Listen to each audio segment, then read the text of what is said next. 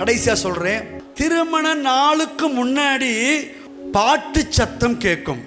நாளைக்கு திருமணம் அப்படின்னா இன்னைக்கு ராத்திரி பாட்டு சவுண்டு கேட்குது.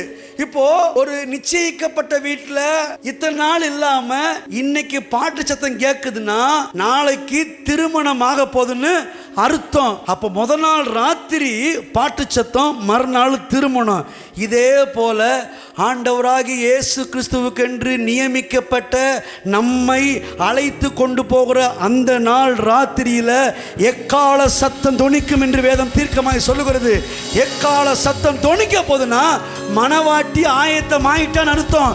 நாளைக்கு அவ கல்யாண மணவரையில போய் உட்கார போறான்னு அர்த்தம். ஹலோ, எத்தனை பேர் ஆமென் சொல்றீங்க?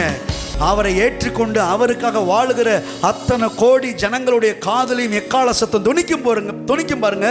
அப்படி தொனிக்கும் போது நாம் எழுந்து அவரோடு கூட போய் என்றென்றைக்கும் நித்தியமாய் அவரோடு இருப்போம். ஏன்னு கேட்டா திருமணத்துக்காகத்தான் தேவன் நம்மை நியமித்திருக்கிறார்.